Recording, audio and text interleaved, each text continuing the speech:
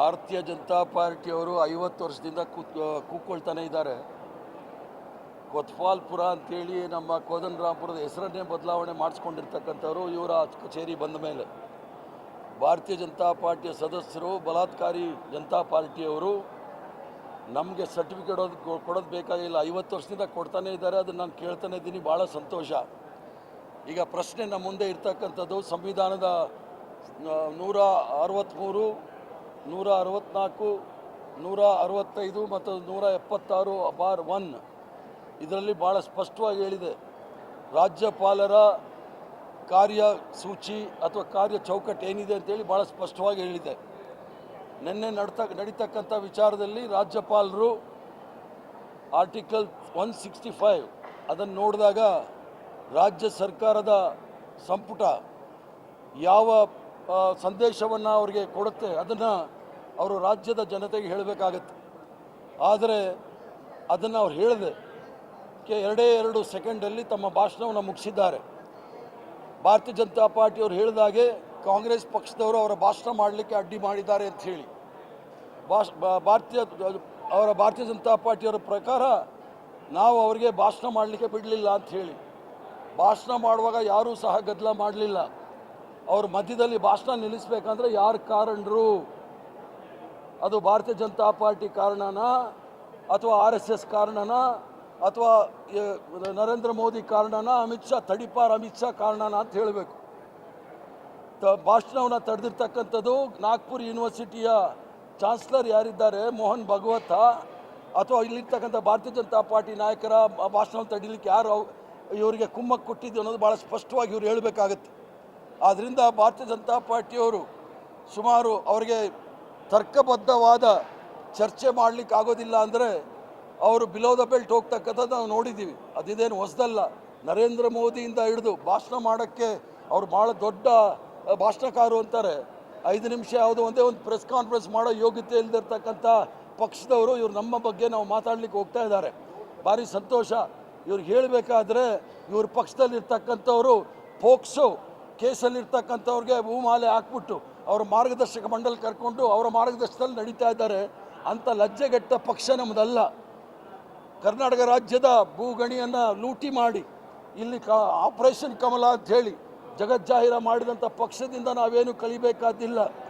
ಯಾವಾಗಲೂ ಸಹ 52 ವರ್ಷಗಳ ಕಾಲ RSS ಕಚೇರಿಯ ಮೇಲೆ ತ್ರಿವರ್ಣ ಧ್ವಜವನ್ನು ಆರಿಸದೇ ಇರತಕ್ಕಂಥ ಪಕ್ಷ ಯಾವುದಾದ್ರೂ ಇದ್ದರೆ ಅದು ಭಾರತೀಯ ಜನತಾ ಪಾರ್ಟಿ ಮತ್ತು RSS ಜನಸಂಘ ಹಿಂದೂ ಮಹಾಸಭಾ.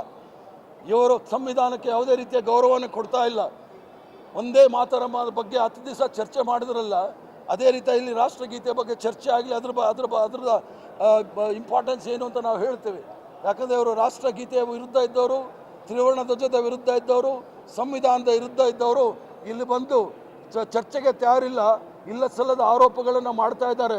ಮೊದಲು ಇವರು ಪಕ್ಷದವರು ಎಷ್ಟು ಸಜ್ಜನರು, ಎಷ್ಟು ಸಂಭಾವಿತರು ಅಂದರೆ ಮುಂದಿನ ದಿವಸಗಳಲ್ಲಿ ಇವರ ಪಕ್ಷದಲ್ಲಿ ಆಸಾರಾಮ್ ಬಾಪು ಅಂಥೇಳಿ ಜೈಲಿಂದ ಹೊರಗಡೆ ಇರ್ತಕ್ಕಂಥವನು, ಸೇಂಗರ್ ಅಂಥೇಳಿ MLA ಅತ್ಯಾಚಾರದಲ್ಲಿ ಒಳಗೆ ಇದ್ದವನು, ಗುಜರಾತಲ್ಲಿ ಸಂಸ್ಕಾರಿಗಳು ಅಂಥೇಳಿ ಅತ್ಯಾಚಾರಿಗಳು ಹೊರಗಡೆ ಬಂದಾಗ ಇಂಥವರೇ ಇವರು ನಾಯಕತ್ವ ವಹಿಸಿಕೊಂಡಿರ್ತಕ್ಕಂಥ ಭಾರತೀಯ ಜನತಾ ಪಾರ್ಟಿಯಿಂದ ನಾವು ಏನು ಕಲಿಬೇಕಾದಿಲ್ಲ. ಲಜ್ಜೆಗೆಟ್ಟ ಪಕ್ಷ ಇದು. ಅದಲ್ಲದೆ ಗವರ್ನರ್ ರಾಜ್ಯಪಾಲರು ಮಾಡಿರ್ತಕ್ಕಂಥ ಕೃತ್ಯ ಇದು ರಾಷ್ಟ್ರದ್ರೋಹದ ಕೃತ್ಯ. ಅವ್ರಿಗೆ ಒಂದೇ ಒಂದು ಕ್ಷಣವೂ ಸಹ ರಾಜಭವನದಲ್ಲಿ ಇರಲಿಕ್ಕೆ ಯೋಗ್ಯತೆ ಇಲ್ಲ. ಅವರು ಆದಷ್ಟು ಬೇಗ ಕರ್ನಾಟಕ ರಾಜ್ಯವನ್ನು ತೊಲಗಿ ಹೋಗಬೇಕು ಅಂತೇಳಿ ನಾನು ಒತ್ತಾಯ ಮಾಡ್ತಾ ಇದ್ದೀನಿ. ಬಹಳ ಸಂತೋಷ. ಆದಷ್ಟು ಬೇಗ ಕ್ರಮ ತೆಗೆದುಕೊಳ್ಳಿ. ಅದಕ್ಕೇನು ನಾವು ಭಯ ಬೀಳೋರಲ್ಲ. ಸಂವಿಧಾನದ ವಿರುದ್ಧ ಗವರ್ನರ್ ಅಲ್ಲ, ರಾಷ್ಟ್ರಪತಿನೂ ಸಂವಿಧಾನದ ವಿರುದ್ಧ ಆದರೂ ಹೋರಾಟ ಮಾಡೇ ಮಾಡ್ತೀವಿ. ಇವ್ರಿಗೆ ಶಕ್ತಿ ಇದ್ದರೆ ತೆಗೆದುಕೊಳ್ಳಿ, ಅದಕ್ಕೆ ನಾವೇನು ಬೇಸರ ಮಾಡೋದಿಲ್ಲ. ಸಂವಿಧಾನದ ವಿರುದ್ಧ ರಾಜ್ಯಪಾಲರು ಹೋದಾಗ ನಾವೇನು ಮಾಡಬೇಕು? ಪ್ರತಿಭಟನೆ ಮಾಡಬಾರ್ದಾ? ಯಾರ ಕಣ್ಣು ಮುಂದೆ? ಅಲ್ಲ, ಅದು ಗುಂಡಾಗಿರಿ ಅಂತ ಇವ್ರು 50 ವರ್ಷದಿಂದ ಹೇಳ್ತಾನೆ ಇದ್ದಾರಲ್ಲ. ಇವ್ರ ಥರ ನಾವು ಜೈಲಿಗೆ ಹೋಗಿಲ್ಲ, ತಡಿಪಾರ್ ಆಗಿಲ್ಲ, ವ್ಯಭಿಚಾರದಲ್ಲಿ ಜೈಲಿಗೆ ಹೋಗಿಲ್ಲ. ಆ ಥರ ಮಾಡಿದರೆ ಇಷ್ಟೊತ್ತಿಗೆ ಅವ್ರಿಗೆ ಪರ್ಮನೆಂಟ್ ನಮ್ಮನ್ನು ಉಮರ್ ಖಾಲಿದ್ ಥರ ಜೈಲಿಗೆ ಕಳಿಸ್ಬಿಟ್ಟಿರೋರು. ಆದ್ದರಿಂದ ಇವರೇನಾದರೂ ನಿಜವಾದ ಕರ್ನಾಟಕದ ಜನತೆಯ ಪರ ಇದ್ದರೆ ಯಾವುದಾದ್ರೂ ಒಂದೇ ಒಂದು ವಿಚಾರವನ್ನು ಇವ್ರು ಹೇಳಲಿ. ನಾವು ಇಂಥ ಜಾಗದಲ್ಲಿ ಇದು ಈ ಥರ ಮಾಡಿದ್ವಿ, ಪೋಕ್ಸೋ ಕೇಸ್ನ ಮೇಲಿದೆ, ತಡಿಪಾರ್ ಕೇಸ್ನ ಮೇಲಿದೆ, ವ್ಯಭಿಚಾರ ಕೇಸಿನ ಮೇಲೆ ಇದೆ, ಭ್ರಷ್ಟಾಚಾರದ ಕೇಸ್ ಇದೆ ಅಂತ ತುಳುಕ್ತಾ ಇದ್ದಾರೆ ಈ ಎಲ್ಲ ಲಜ್ಜೆಗೆಟ್ಟ ಪಾರ್ಟಿಯವರು. ಇವ್ರು ನಮ್ಮ ಮೇಲೆ ಹೇಳ್ತಾರೆ, ಅದರ ಅರ್ಥ ಅವ್ರಿಗೆ ನಾವು ಹೇಳಿರೋದು ಭಾಳ ನೋವಾಗಿದೆ. ನೋವಾದಾಗ ಬೈಯೋದು ಸಹಜ. ಬೈತಾ ಇದ್ದಾರೆ, ಬೈಕೊಂಡಿರಲಿ, 50 ವರ್ಷದಿಂದ ಬೈತಾ ಇದ್ದಾರೆ, ಇನ್ನೂ ಬೈಕೊಂಡು ಹೋಗಲಿ. ಆದರೆ ಗವರ್ನರ್ ಅವರು ರಾಷ್ಟ್ರದ್ರೋಹದ ಕೆಲಸ ಮಾಡಿದ್ದಾರೆ. ಒಂದೇ ಒಂದು ಕ್ಷಣವೂ ಸಹ ಅವರು ಈ ರಾಜ್ಯದಲ್ಲಿ ಇರಬಾರ್ದು.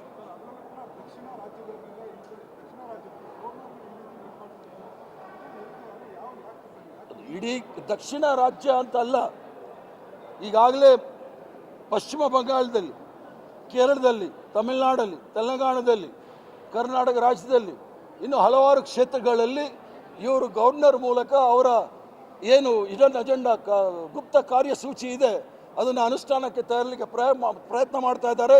ಸಂವಿಧಾನವನ್ನು ಬದಿಗೊತ್ತು ಮನುಸ್ಮೃತಿ ತರಲಿಕ್ಕೆ ಪ್ರಯತ್ನ ಮಾಡ್ತಾ ಇದ್ದಾರೆ. ಅದರ ವಿರುದ್ಧ ನಮ್ಮ ಪ್ರತಿಭಟನೆ ಇದ್ದೇ ಇರುತ್ತೆ. ಅದು ಪಕ್ಷ ಮತ್ತು ಮುಖ್ಯಮಂತ್ರಿಗಳು ತೀರ್ಮಾನ ತೆಗೆದುಕೊಳ್ತಾರೆ. ನಾನು ವಿಧಾನ ಪರಿಷತ್ತಲ್ಲಿ ನಡೆದಂಥ ವಿಚಾರದಲ್ಲಿ ತಮ್ಮ ಮುಂದೆ ಹೇಳಲಿಕ್ಕೆ ಇಚ್ಛೆ ಬಿದ್ದೆ, ಅದನ್ನು ಹೇಳಿದ್ದೀನಿ. ಗವರ್ನರು ಯಾವುದೇ ರೀತಿಯ ನೈತಿಕ ಹಕ್ಕಿಲ್ಲ ಆ ಪದವಿನಲ್ಲಿರಲಿಕ್ಕೆ. ಸಂವಿಧಾನಕ್ಕೆ ಅಪಮಾನ ಮಾಡಿದ್ದಾರೆ, ರಾಷ್ಟ್ರಗೀತೆಗೆ ಅಪಮಾನ ಮಾಡಿದ್ದಾರೆ. ಅದರ ಮೊದಲು ಭಾರತೀಯ ಜನತಾ ಪಾರ್ಟಿಯವರು ತ್ರಿವರ್ಣ ಧ್ವಜಕ್ಕೂ ಅಪಮಾನ ಮಾಡಿದ್ದಾರೆ. ಇವ್ರಿಗೆ ಯಾವುದೇ ರೀತಿಯ ನೈತಿಕ ಹಕ್ಕಿಲ್ಲ. ರಾಷ್ಟ್ರಪತಿಗಳ ಸದನದಲ್ಲಿ ಅವರು ಭಾಷಣ ಮಾಡುವಾಗ ನಾವ್ಯಾರು ಅಡ್ಡ ಬರಲಿಲ್ಲ. ಭಾಷಣ ಮಾಡಿ ಅರ್ಧದ 2 ನಿಮಿಷದಲ್ಲಿ ಭಾಷಣ ಮಾಡಿ ಕರ್ನಾಟಕ ರಾಜ್ಯದಿಗೆ ಅಪಮಾನ ಮಾಡಿದಾಗ ನಾವು ಪ್ರತಿಭಟನೆ ಮಾಡಿದ್ದೀವಿ. ಅದು ಮಾಡೋ ಹಕ್ಕಿದೆ ನಮಗೆ, ಅದನ್ನು ಮಾಡಿದ್ದೀವಿ, ಮಾಡ್ತಾ ಇರ್ತೀವಿ.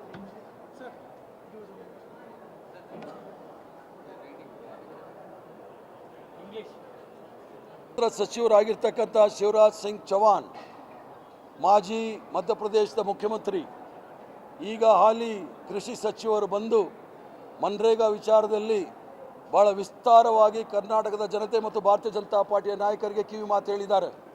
ಶಿವರಾಜ್ ಸಿಂಗ್ರವರು ನನಗೆ ಭಾಳ ಚೆನ್ನಾಗಿ ಪರಿಚಯ ಇರೋರು, ಮಧ್ಯಪ್ರದೇಶದ ಉಸ್ತುವಾರಿ ವಹಿಸಿದವನು.